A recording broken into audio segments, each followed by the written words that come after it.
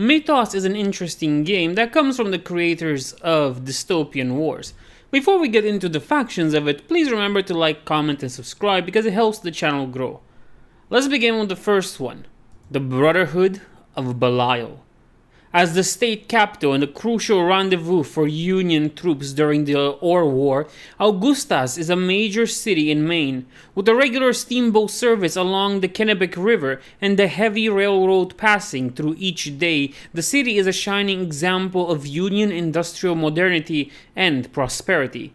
Despite its rapid growing population and frequent transient visitors, the lawmen of the municipal police force are faced with a surprisingly low crime rate that can be dealt with at a leisurely pace. That is until the winter of 1873 when the Shadow War came to Augusta. A wave of vicious crime swept the city, leaving a bloody trail of destruction in their wake. Murders, beatings, rapes, and numerous muggings were perpetrated by what appeared to be a gang of cutthroats and outlaws. More brutal acts were committed in the first 3 weeks of the spree that had been recorded in the previous 3 years. Worse still, the gang proved to be incredibly elusive despite the best efforts of Marshal Jim Duggan. With a string of commendations to his name from his time in Chicago, Jim had expected to break the gang within a week. But 3 months later, the lack of a breakthrough was really beginning to take a toll on the Marshal and his posse. Reports from surviving victims were confused and outlandish, often sounding more like something from a dime novel or a Wild West campfire tale. Accounts altered between the attackers being hulking and human brutes, while others claimed that the attackers simply vanished after striking. Oliver Driver, the force's dog handler, was added to the posse along with 2 faithful hounds in the city's service. Even the highly talented noses of Storm and Shadow were unable to get a trace on the perpetrators of these ghastly crimes. In the face of a mounting public pressure, Jim desperately needed results. Marshal Duggan followed a hunch that led him and his posse to a set of abandoned freight houses on the banks of the Kennebec River. A lead had put 5 of the initial crimes in that area, and Jim wondered whether the gang still had been operating further afield over time. Sure enough, with his team in tow, Duggan finally discovered the gang had been using a rotting attic as their hideout. It was unsurprising, with the stairs having long disintegrated and the attic completely inaccessible, that the location had been overlooked in the initial investigation. Bursting into the hideout, the lawmen stumbled across the suspects enacting some sort of bizarre ritual. Candles covered the floor and walls. Blood was daubed on the rotten floorboards in intricate patterns. In the horror and confusion, Florence Delaney fired a burst from her Thompson rotor gun and all hell broke loose. Officer Flack and Marquez managed to put down a few of the fleeing outlaws while Delaney continued to spray the room. A round from Marquez's rifle struck an RJ canister, causing it to explode, and the warehouse was engulfed in flames. In the ensuing firefight, not a single member of the gang emerged from that warehouse alive. The injured and the dead were consumed by a raging fire that had devoured the structure. Despite the loss of life and property destruction, the crime wave that had crippled Augusta was ended that night, and commendations for Marshal Duggan and his posse were readily given by the mayor. But it is a fool who thinks that an ancient power like the Chiroptera god Belial would not punish those who slaughter their acolytes and disrupt their rituals. From that moment, every member of Jim Duggan's posse was tainted by Belial and marked as his playthings. Each of the officers was cursed to only exist as things shifting in form. Most of the time, they remained as bitter and hunted versions of the people that they once were. But at other times, it amused Belial that they would transform into his likeness, Fang, Maud, and winged-limbed nightmares. At first, these transformations were uncontrolled and painful, but over time, many of the Augusta police learned to control this dark secret shame. Though irrevocably changed and facing the certainty of a lonely and monstrous death one day, the posse still hoped to use their newfound strength and abilities in the line of duty to try to serve their city. Such is not the purpose of the Bat God, however, and as the lawmen under Jim Duggan's command responded to criminality with their newfound preferences for brutality and lethal force, they unwittingly continued to carry out Belial's great plan in the Shadow War. The Custos Crypta. The story of the Custos Crypta begins in the year 500 before Christ, at the height of the Kushite Empire, when the authority of Pharaoh Neferkare Shabaka was considered absolute. Shabaka was said to be blessed by the ancient Egyptian goddess Khepera. It was Khepera's name that Shabaka ruled from Nubia to the Nile Delta, and a blood sacrifice was made daily in his name. For this tribute, the Kushite Empire was gifted the service of the Custos Crypta, a sentient insectoid species from the greater sky beyond that acted as both guardian and custodian of Shabaka and his people. But time and treachery of humankind are the only constant in this world, and Shabaka was murdered by his nephew Tahakra. The remaining Custocrypta were entombed alongside their pharaoh in the pyramid at El Kuru, there to remain for the rest of eternity. At least, that was the plan. The Crypt Guardian was the last of its kind to survive the overthrow of Shabaka. Though thought dead by the primitive priests at the time, the Guardian had instead entered a state of cryptobiosis, and its desiccated body was interred alongside the slain pharaoh. When the pyramid at El Kuru was excavated by Auguste Mariette and his team in 1869, the Guardian was acquired as a curio by the Museum of Fine Arts in Boston, Massachusetts. It was late one night that Mariette's daughter Sophie, as head archivist, made the mistake of spilling a glass of water onto the Guardian's inert form. Though initially it appeared no harm was done, by the following morning the Guardian had vanished, revived and now enacting the will of Khepera once more to ensure her servants are the triumphant in the Shadow Wars. The following evening, Sophie Mariette was made host to a crypta parasite and found her body and mind reshaped to serve as the oracle of Khepera. High priestess amongst the goddess's human servants, Mariette was gifted with flight and the ability to channel the mythos of her deity to awesome effect. As oracle, Sophie Mariette is second in eminence only to the Crypt Guardian itself. The Crypt Guardian extends its influence through the rest of humanity by way of mentally compelled servants. Research students Sarah Harriott and Victoria Taylor were summoned by Sophie Mariette that same fateful night and swiftly brought under the control of the Crypt Guardian on its reawakening.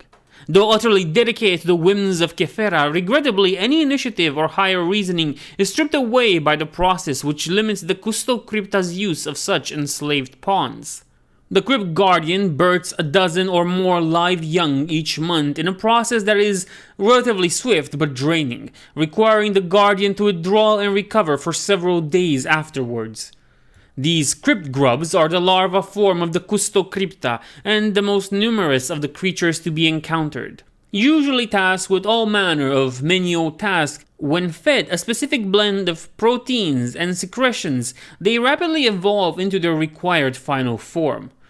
Protecting the recovering Crypt Guardian and tending to the grubs as they pupate are the Crypt Wasp, winged evolutions of the grubs that the Custos use to guard their nests and forage for prey that cannot be found nearby.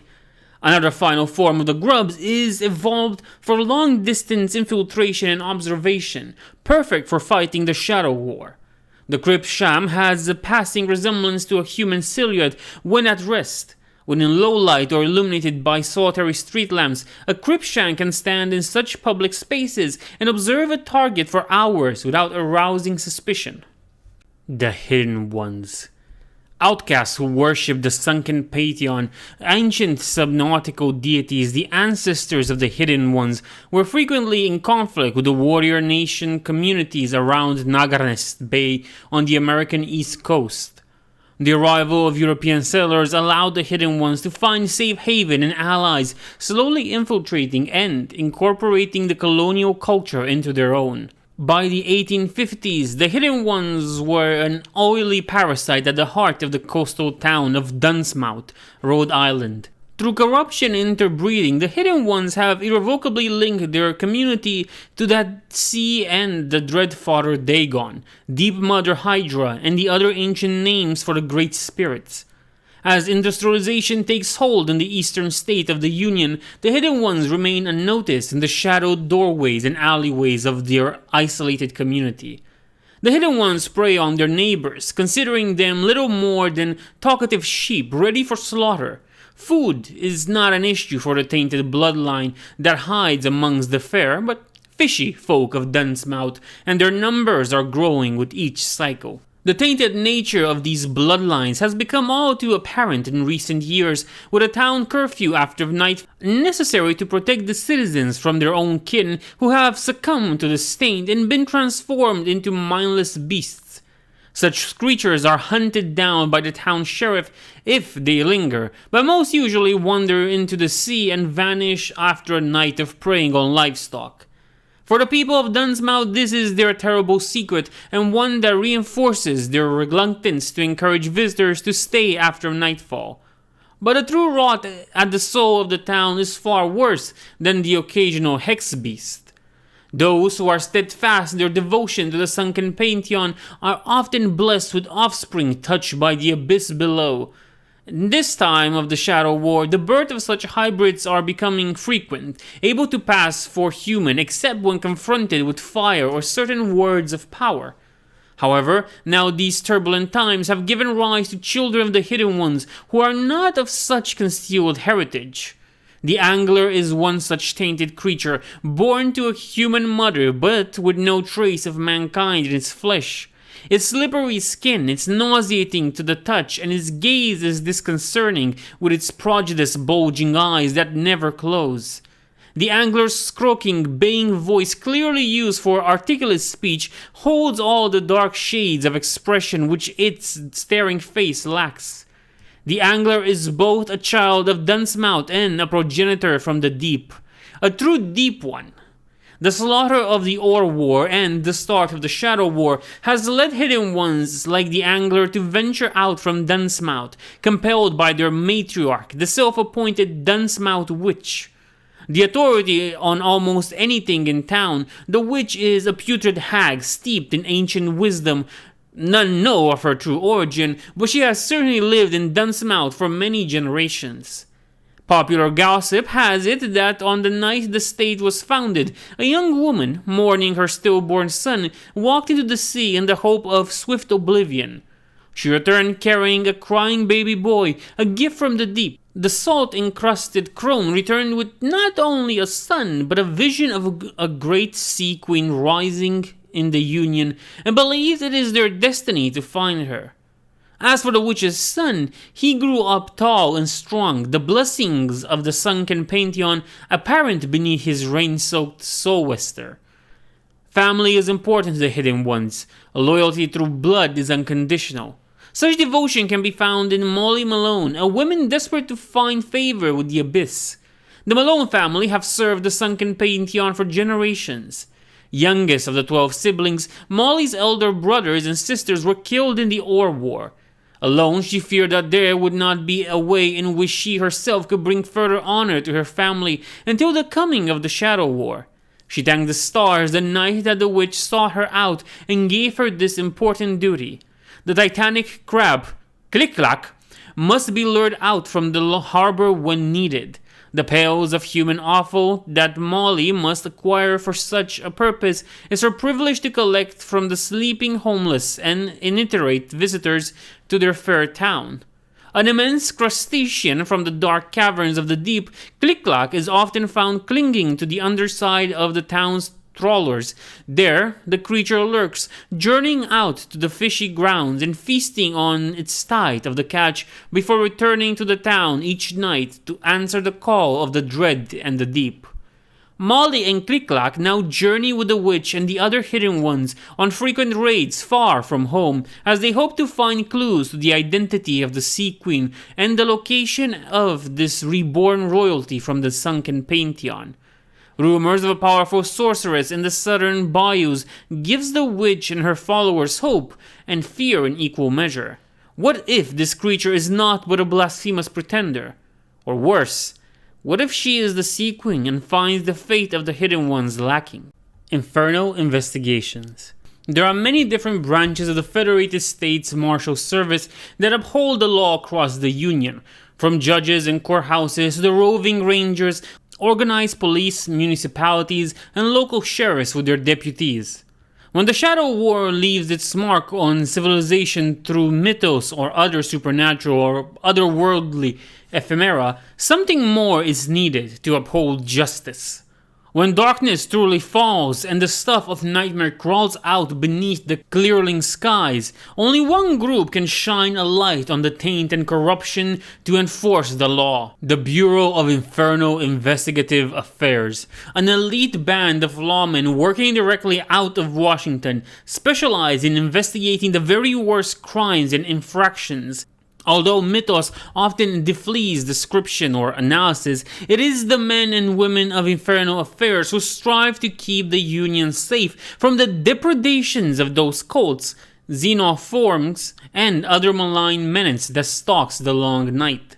When some purportedly horrific creature begins to threaten the peace of a town, something tries to break out of a museum, or a law-abiding citizen suddenly goes insane with rage and bloody-minded murder, it is the marshals of Infernal Affairs who are dispatched to deal with the threat.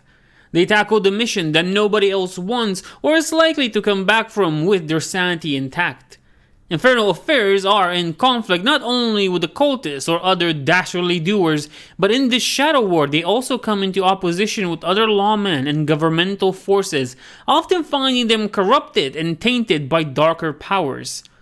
Should a marshal, sheriff, or deputy overstep their remit and put themselves above and beyond the law, it is Infernal Affairs who are mandated to be judge, jury, and if necessary, executioner of their fellow lawmen. This ominous duty, along with the necessity that infernal investigations have preeminence over their fellow marshals, officers, and even judges, causes no end of grief and frustration among those who perceive themselves to be the real lawmen in the Union. Particularly active in the Shadow War are the Infernal Affairs team led by the indomitable Marshal Helena Miller. Miller uses her arrow pack to nimbly avoid trouble, her stormthrower pistols responding to threats in kind. Miller has a rational mind, but has seen too much of the weird and worrisome in her career to not be a true believer in the paranormal and inexplicable. For Helena Miller, the Shadow War is the arc that links many of her investigations. It is a thread she would desperately like to pull on and tie off once and for all. The blade skills of Furio Montoya are without equal in the marshal service. Trained by her father, the sheriff of Florin, Illinois, Montoya came to the attention of the Bureau after her father was murdered in 1869. Montoya followed the evidence trail to the Judge Tyrone Guest, who Montoya proved was in league with the Hex cult, and then decapitated him. The incantation of a dark hierophant or the ratings of a corrupt official can usually be relied on to be cut short by a sniper shot from Ida Saxon if she is on the case. Using her faithful augmented owl, Athena, as a spotter or distraction, Saxon is a patient investigator and an even more patient assassin. In stark contrast, Mercury Jones is as much a trouble seeker as a troubleshooter. Sprightly in nature and in action, Jones is often the first to explore the investigation site. She has a keen eye and quick mind, able to see the telltale signs of mythos in a crime that other, more experienced officers might miss. Unique in the Union, 2020 is a relic of the closing days of the Ore War. A Black Hoof automata, 2020 was a prototype for a mission that never happened. Blackfoot 2020 has many of the capabilities of a trained sniper as well as the transformational ability to morph between two modes. The first is as a Vitruvian Simulacra, a humanoid machine armed with a deadly Hyper-V rifle. The second form is his original configuration as a Blackhoof steed. While in his equine form, 2020 is often with his trusted partner, Jedrick Powell. Powell comes from a long line of Texas lawmen with more than 20 years of service to the Bureau. Originally something of a mentor to Marshal Miller, he has seen her become his equal in most things, though her enthusiastic desire to believe in the extraordinary over a more mundane explanation has occasionally brought the two into conflict. The Nautilus Privateers. Born under the Raj in Delhi, Rani Nimue had a turbulent childhood.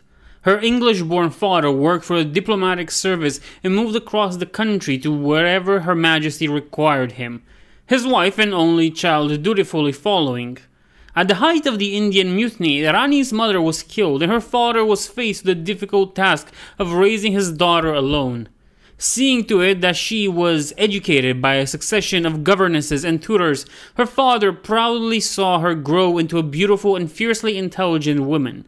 Rani secretly harbored a wanderlust and restlessness that added to the stifling restrictions of Victorian society brewed within her until she was fit to either explode or run away and leave it all behind. Eventually, her love for the swaggering outlaw Broad Arrow Jack, after a chance encounter in the port of Mumbai, twisted her father's pride to shame when at the age of 16 she ran away with the pirate and was not heard from again for nearly a decade. Now master of a crew of her own, the self-stylized Captain Nimue has earned a substantial bounty on her head for the audacious theft from the Barrows shipyards of a prototype Morgana-class submersible. Nimue rapidly built a notoriety for using the stolen submarine, which she had christened the Nautilus, to make lightning raids on European shipping.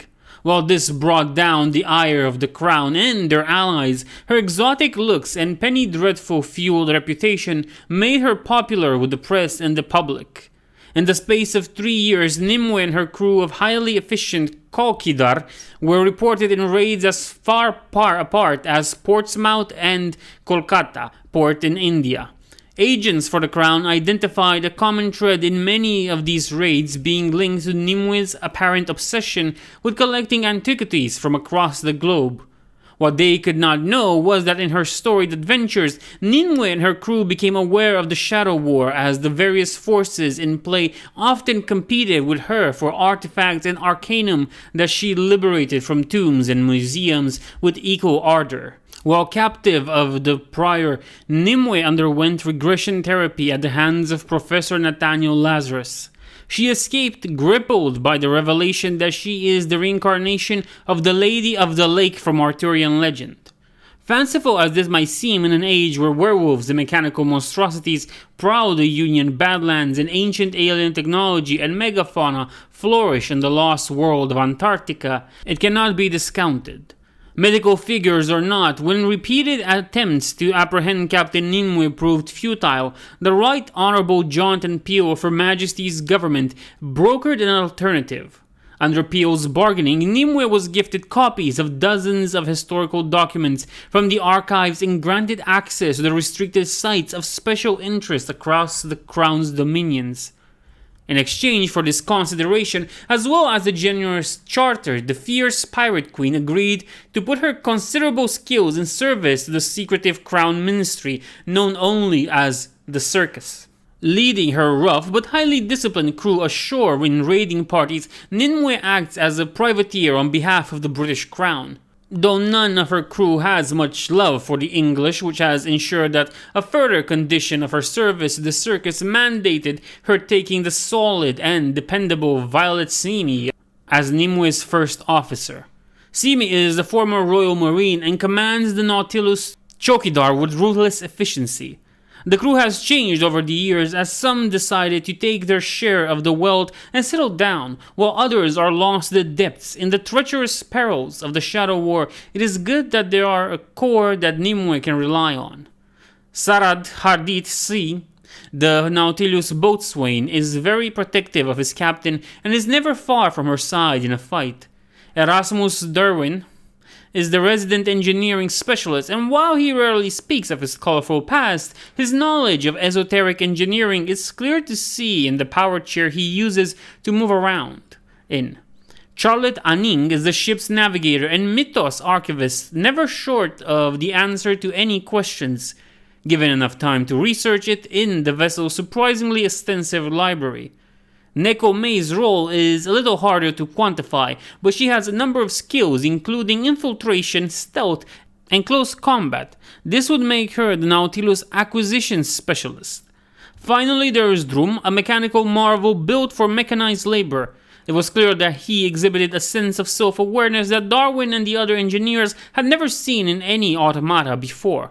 Fascinated as to the nature of this personality, Nimue offered the gentle giant the opportunity to join her crew. The Odani Travelers.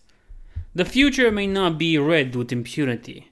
The threads of destiny for a person are wrapped through the days of their lives, known only to the omniscient beings known to their followers as the Fates.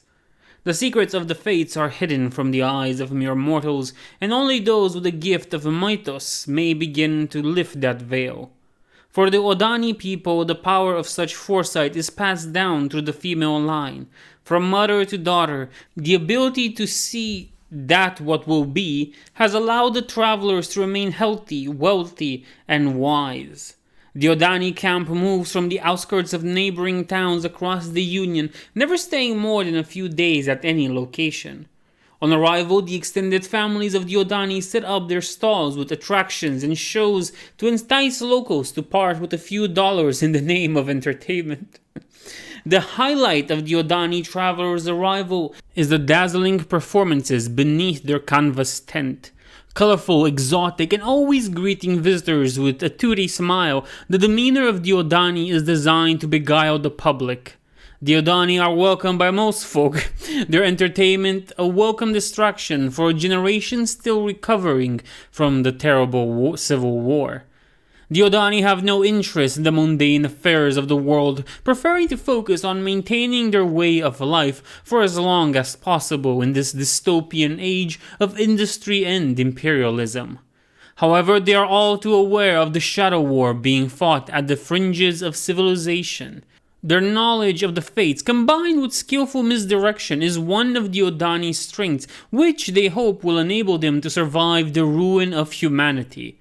One of the most respected families within the Odani are the Calderas. The patriarch, Marx Calderas, commands loyalty and respect from his children as well as the other families in their community. Known simply as Pop by his closest kin, Max has the appearance of a veteran strongman now gone to seed. His fierce appearance is undercut by his disarmingly charming demeanor, making him the ideal frontman for their show. His charm quickly evaporates should his family be threatened or the Fates demand action. The blessings of the Fates are plentiful, and Max's wife Talia, able to command spirits and see into the future, a teller of fortunes to the public while everyone leaves amazed by what they've seen. These powers are assumed to be an elaborate trick. In reality, Talia commands spirits at the behest of the Fates, with many such as the imp-like Taka and Pali enthrall to her as servants and diminutive Grimaldi clowns. The ghoulish-looking Amran entertains the crowds as a puppeteer of unparalleled skill. His toys seem to take a life of their very own, though the audience has no inkling how true that really is. For Amran, an etheric apparition that delights is compelling and controlling those who catch his notice. His puppets are miraculous creations of wood and paint, but their eyes seem too lifelike, staring out almost pleading with the audience. The effect is disturbing for those that notice it, and if you notice it, Amran notices you. The Caldera's children are as varied as the Fates, with monstrous Caleb and bewitching Nisa, two extremes of the family traits that have made them so powerful in the Odani. While Nisa is beautiful and greatly gifted like her mother, Caleb is a formidable mountain of muscle with a mind like a young child. Stefan, the eldest and most like Max, has been marked as the future leader for the Odani. An intimidating opponent, Stefan is aware of how to exploit his enemy's assumptions.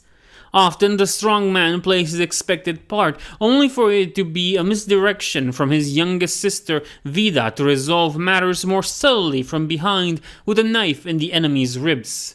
Unnecessary evil, it is often the case that one or two of the encountered townsfolk will go missing during the entertainments, or even shortly after the wagons of the Odani have left. Usually such disappearances go unreported and unremarked. The Union is expanding quickly and suffering from growing pains, the vulnerable often falling between the cracks. Those that vanish have often had a difficult life up to that point.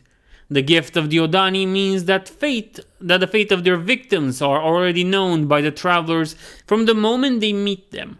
Some of the disappeared would inadvertently or directly contribute to some great calamity in the Odani's future.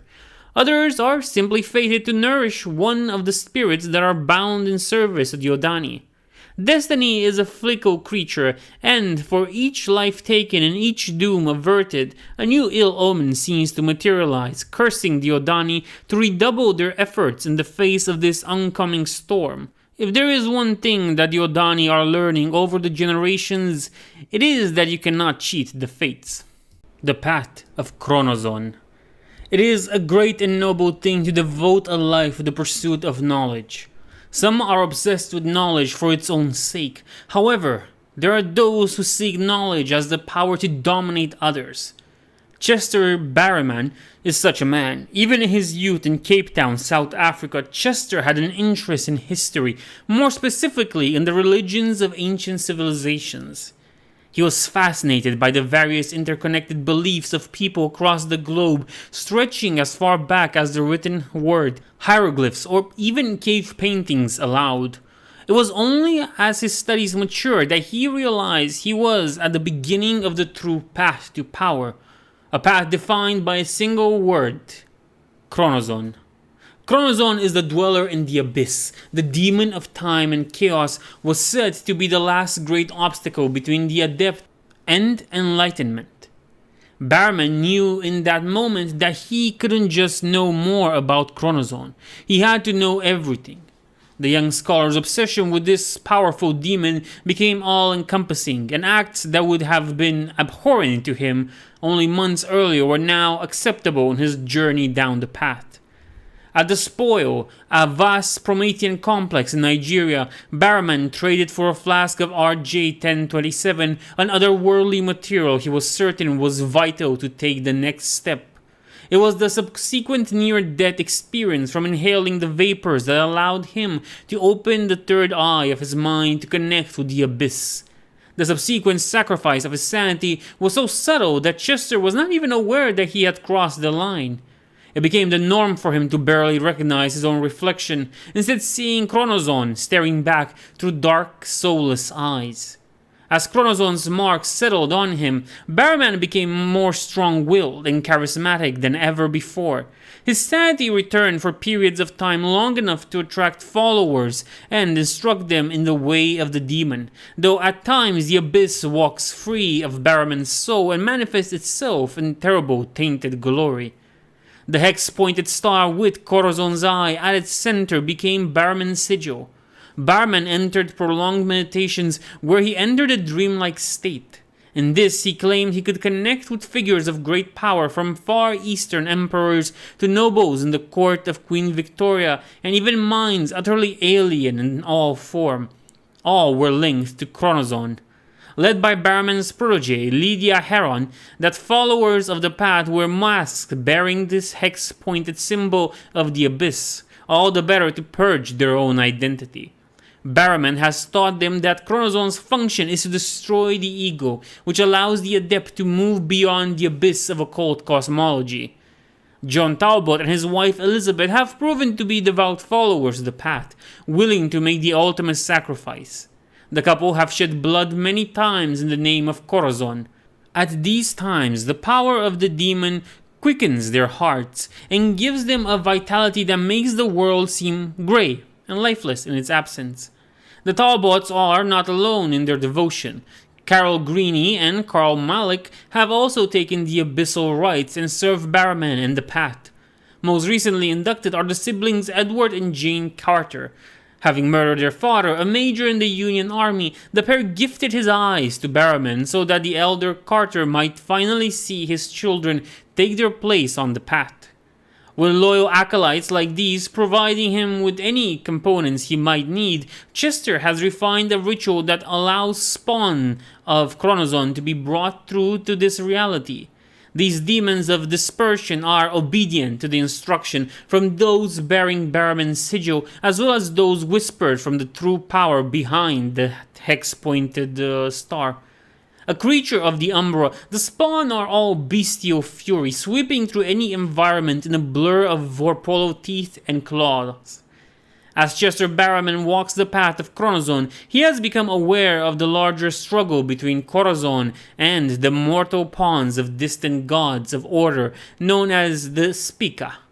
The Shadow War is fought not between armies and nations like the conflicts of men, but as something more subtle and insidious. Should these Spica achieve their terrible goal, then they will burn the world on a celestial pyre. Only the champions of Kronzon can prevent this and bring humanity to its true destiny. In such a struggle for supremacy, how can the erudite servants of Kronzon accept failure? The Priory. Knowledge is power, so the adage goes. To the adepts of the Priory, this is a literal truth, as their group have been gathering the knowledge of Mythos for decades. The Priory believe it is the power by which humanity will be saved from the predations of corrupt governments, tainted cults, and horrific alien infiltrators in the Shadow War. Over millennia, shamans, soothsayers, skalds, and scholars held the keys to the power of Mythos, but were unaware of its greater purpose. Those fortunate few used it sparingly and merely glimpsed behind the curtain to barely retain their sanity. As humanity became increasingly arrogant in their own manifest destiny, this precarious lore of Mythos was discarded in favor of technology and the illusion of safety created by our increasingly modern world. With preternatural knowledge of the coming Shadow War, the secretive Madame Adrestia recruited Professor Zachary Lazarus in 1861. Lazarus had been viewed as a brilliant expert in the arcane and occult, but something of an eccentric conspiracist by universities across the Union. Traits that barred him from serious tenure in academia, but made him an ideal leader for the Priory. Speaking to him through her intermediary, Adrastia explained to Lazarus that the Priory was an ancient institution with members operating around the globe in roaming self-contained groups known as cells. Membership and recruitment to each cell is the responsibility of the cell's leader. Since the founding of his cell, Lazarus has built an eclectic team to fight for humanity in the Shadow War. It is Lazarus who meets with intermediaries, receives telegrams, or even the rare telephone call from the enigmatic Adrestia to help him plan the Lazarus cell's next mission. At times, Lazarus is aided in his strategic planning by Garrett Modern, the leader of another cell. Contact between cells is forbidden to protect each from being compromised by another. However, after the Icarus incident, Adrastia introduced Modern as an infrequently encountered ally. Lazarus finds him a firm friend and one of the only people he can confide in at these difficult times. Modern guards Lazarus' secrets as though they were his own, giving them the same safeguard as he does to the identity of his own cell members. Modern has seen at first hand Lazarus' formidable will and distinctly bohemian taste, often found talking in earnest to his cat Zeus. More curious is that the creature seems to understand the detail of the professor's discussion and obliges with various acts of infiltration and observation for the Priory. Curious and curiouser, the anarchist archaeologist Abigail Halesley is an invaluable member of the Lazarus cell, and her discoveries and research are often instrumental in overcoming many of the challenges they face. It was Abigail who discovered the journal of Rabbi Judah Loe ben Bayazela and the Mythos secrets for creating the golem Maharal.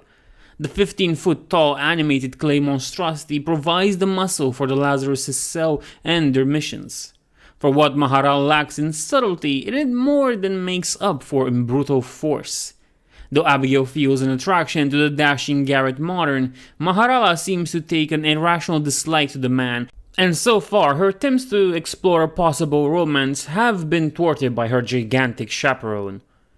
Bertie Smithy was a decorated British pilot who took early retirement from the Crown Air Corps after the bloody conflict known as the Caribbean Hurricane left him a changed man.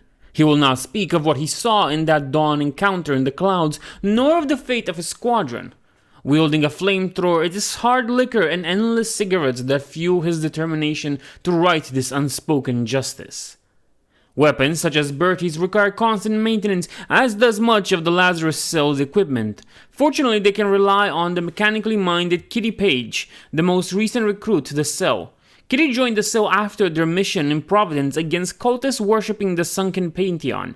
Though still learning much of their war against the fell powers, Kitty is comforted that their mortal adversaries in the Shadow War seem to be as acceptable to bullets and burning as everyone else in the Priory. Well, everyone except the Golem, of course. The Secret Service. As the Union shifted from being the victorious army in the Ore War to becoming a martial force of government, the citizens of that Union were required to make a great deal of sacrifice as the nation pushed for its manifest destiny. But they would not be alone in their sacrifices. It had become painfully clear to President Abraham Lincoln that their threats to this great nation that could not be fought with armies and machines. There was a shadow war being fought for the very soul of humanity. Lincoln refused to countenance the notion such a conflict could be ignored or allowed to resolve the fate of the Union. Lincoln knew he was best suited to lead the Union's efforts in the Shadow War, but could not do so with the trappings of the presidency, or the attention that even retirement would still bring him. Using the few agents that he could trust who had survived the Ore War, Lincoln plotted his own assassination. To that end, he also enlisted the help of the Booth brothers, patriots, who were firm friends of his son Robert.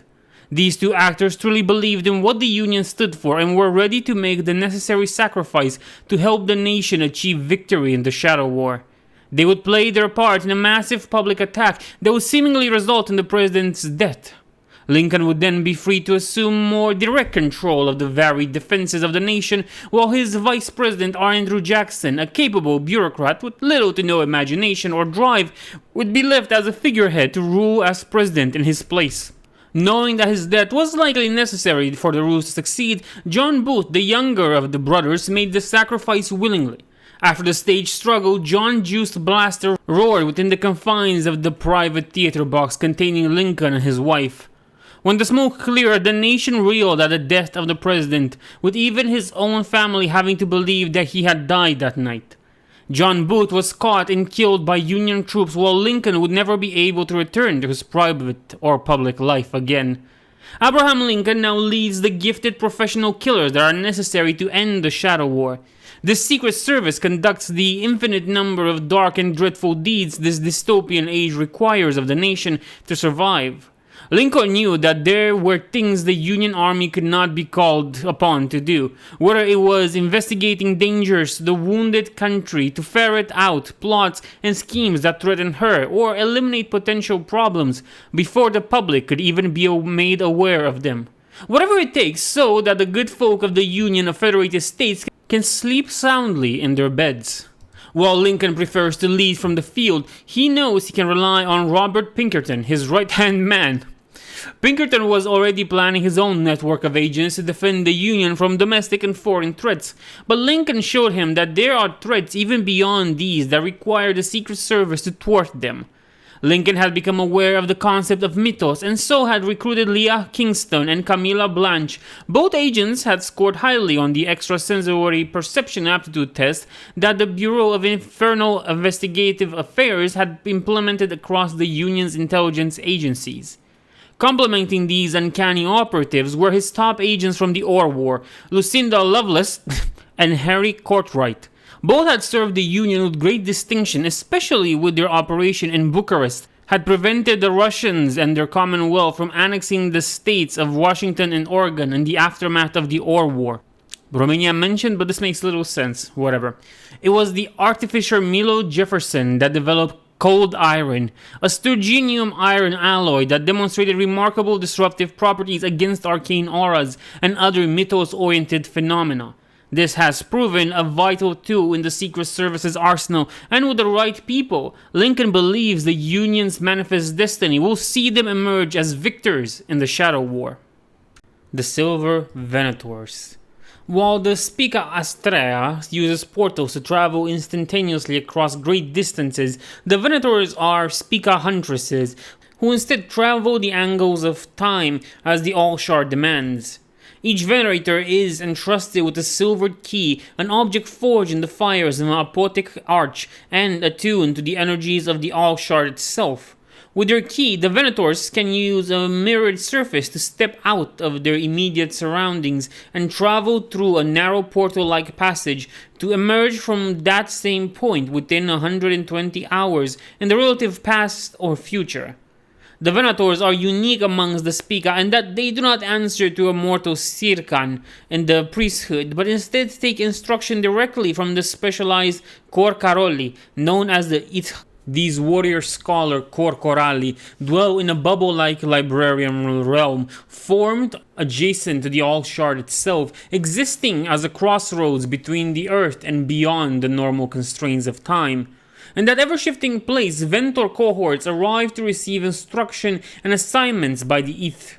The All-Shard have witnessed the regular flow of time and can see how this shadow war threatens to irrevocably twist the outcome of the Order's crusade on Earth. The actions of the adherents to the Hex, the Great Spirit, the Watchers, and many others threaten to undo all that should have come to pass after the 1870s. For the All-Shard, their crusade is humanity's only hope for a future, and one which must be maintained at all costs. The followers and agents of the Hex and others must be countered wherever possible. Power and dark rituals that prolong life or otherwise twist and cheat fate are abhorrent to the Korkaroli Ith. At times, such actions require even one of these incredible beings to leave their library realm and accompany a Venator cohort to Earth to deal with it. Knowing that the Venators are on their trail, often the enemies of the All-Shard will go to extreme lengths to remove all reflective surfaces from their places of power to deny the Venator easy access through their portals. Though distasteful, often the Venators find themselves dealing with more mundane targets. The driver whose foot slips on the pedal, slowing their vehicle and avoiding the animal in the road that would have killed him, must still meet his fate. The Union surgeon who cheated death and survived the trenches of the Ore War must still die before he can go on to save hundreds of lives. Bridget McLears leads Venator Cohort Silver. She is a strict disciplinarian and often seen as more unfeeling than even the alien Korkaroli Ith that they serve. Though their masters are inhuman, Bridget knows her Silver Venators are mortal and must rely on mortal means to stalk their prey. Through her overseer Helm, she is given instruction in the field from the Ith in their library realm. This is useful for guidance in a rapidly evolving situation, but Bridget knows that wearing the helm is not without cost. The Ith see all. Anna Maria Goldling is a new recruit and a formidable grenadier, grateful for the opportunity service in the Venator brings. Only female Spica have the mental fortitude to survive translocation through time, and it is a privilege to be able to repay the Order in this manner. Anna Maria, like the others, was recruited from the Spica by the Ith after returning to the Bastion Armature in the Rocky Mountains. She was visited by a Ith, which appeared in a blinding light through the mirror in her sleeping cell. When told she had been claimed for a higher service, the All-Shard, Anna Maria wept. She took her oath there and then, was dressed in her new vestments, and stepped into the mirror to meet her sisters in the Silver Venators. Rebecca Bateman is a tremendous athlete, using her limited time between missions to hone her body further. Temporal portal travel makes Venators unable to use other types of portals, and so once they have arrived, a Venator's physical fitness is essential. Trained to moving swiftly to acquire the target, Rebecca, like her sisters, wears hooded dark robes beneath which silver accessories gleam, brandishing brightly polished weapons. An impressive sight, but there is a reason behind this appearance. The Venator's ability to travel to the angles of time is linked to the reflections, and it is by utilizing reflections such as those of a blade or bracer that their keys can manifest portals through time or back to their library realm sanctuary once their mission is at an end. When a target proves elusive or is alert to the approach of the Venators, the Spica huntresses can resort to marking their quarry. Though physical contact is initially needed, once a target is marked in such a fashion, the Venators can use their key to call on a Tinidal hound from their library realm. These are guard creatures of the Ith bred by the Korkaroli from a species acquired millennia previously on an early crusade. The Tindalith are unique in all the species so far encountered by the Order, and that a few survived when their homeworld was cleansed of life. The creatures were verified to be free from Hex taint, and so were deemed sanctified for use in future crusades. 10 generations of selective breeding means that when hunting their prey, the hounds materialize through any mirror surface in the immediate presence of the target. When a hound begins to manifest, it materializes first as a shadow in the reflection, becoming more distinct before the very reflective surface warps to form the dreadful alien foulness of the creature. Once they have brought down their prey, if the Venators cannot intercede in time, the Tinaldith uses their long, hollow tongues to drain their victims' bodily fluids, leaving vile blue pus or ichor as their spore. Even a member of the faithful might fall prey to a hound if they inadvertently find themselves between the creature and its quarry, or if the rite to summon them is performed imperfectly. The Sirkan of the Order considers them abhorrent and would not sanction their use if they had the authority to forbid it. Even the Venators find the Tindalith a dreadful and difficult weapon of last resort. To the common man, the Covenant of the Enlightened are little more than an exclusive club of intellectuals and aristocrats who sit in grand drawing rooms talking much and doing little. One such as this is the Hook and Ladder Club in New York City, so named due to being in a building that was originally designed for the nascent fire department. The club members specialize in the emergent field of parapsychology, a subject that the common man might call supernatural. The club's augur, Warwick Hudson, leads all manner of discussions and theorizing into matters ephemeral and improbable. Like the club's founder, Hudson believes that all things can be explained by applying the scientific method. He maintains that they are all in an age of industrial superscience, and that any reports of strange and mysterious happenings are simply exaggerated or misunderstood by unreliable witnesses. Of particular interest are rumors of a paranormal conflict fought in secret by agents and cults of esoteric origins. Hudson has been working for many months to assemble his team and to prepare them with such equipment as the most dangerous of environments and situations requires. Armed with an array of bizarre and highly experimental weaponry, Hudson is set upon venturing forth and collecting enough data to present to the Hook and Ladder Club, therefore securing his position in the Covenant.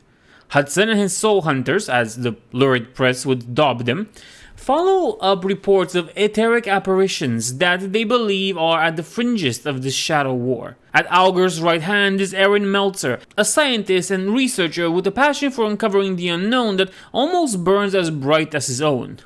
She is particularly fascinated by reports in the Badlands of Montana of animals growing to an almost impossible size and imbued with some etheric properties.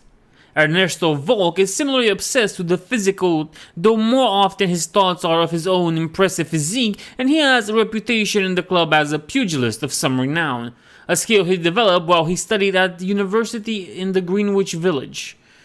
Hans Spellman is the most quiet, contemplative member of the group and will often only contribute to a discussion when he deems it is necessary.